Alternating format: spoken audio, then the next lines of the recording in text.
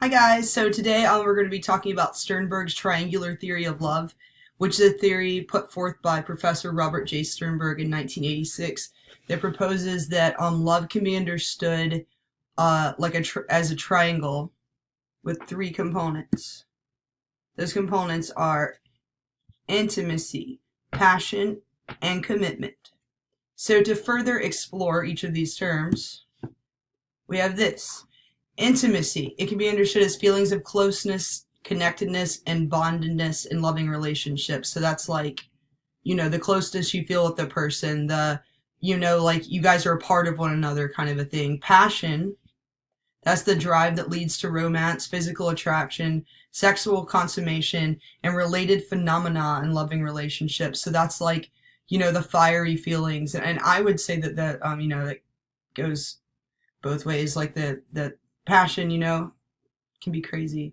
Decision and commitment, then that's the decision that one loves a certain other. And in the long term, the commitment to maintain that love. Now, Sternberg later goes on to say that there's variations of all these things. And one of the variations he says is that some people, decision commitment long term is subjective. Long term to one person, it might be different to another, a year, forever.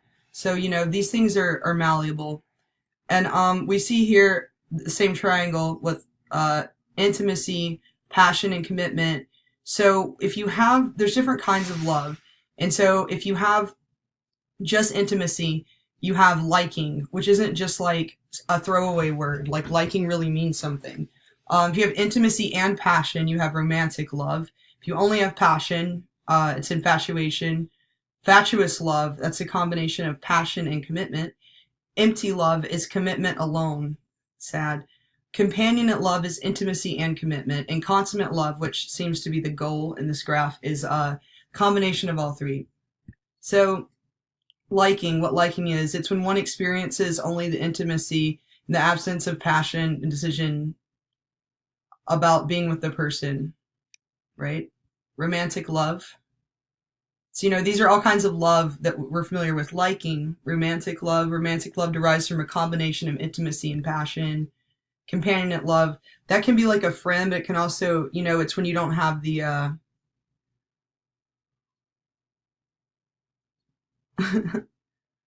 the passion part of it.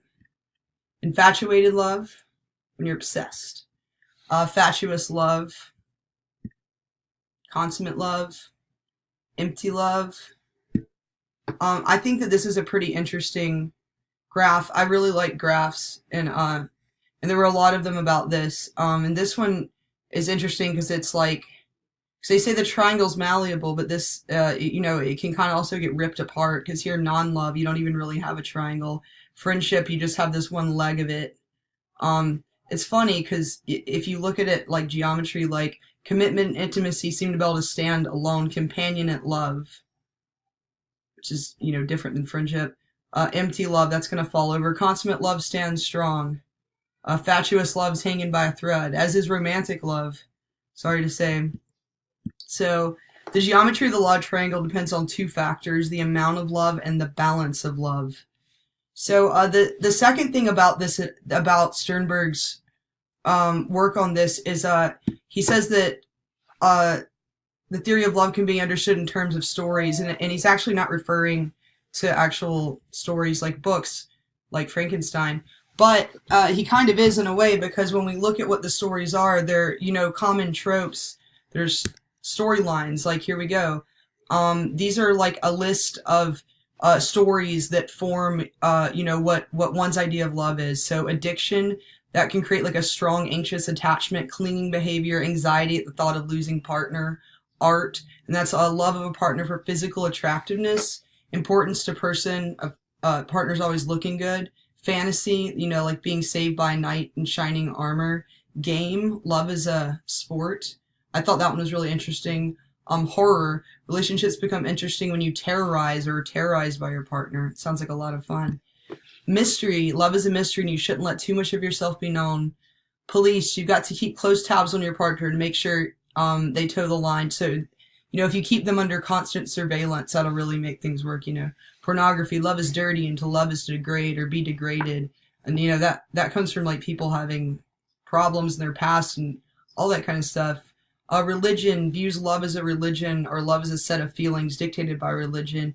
I think this one's interesting because love as a religion, that's pretty interesting. You know, if you think about, like, God is love, people always say that, and I've thought about it. It's like, what does it really mean? Well, if you think about it, love is sexual intimacy is the only thing that keeps us going as a human race, and it is the creator of man, you know what I mean? So when you say God is love, you know, love is how you create another person. So it's kind of the same thing. So that's interesting. Science, love can be understood, analyzed, and dissected just like any other natural phenomena. I don't really like that one. I don't really like dissecting things. It's kind of nicer just to view them. And, you know, love is a journey.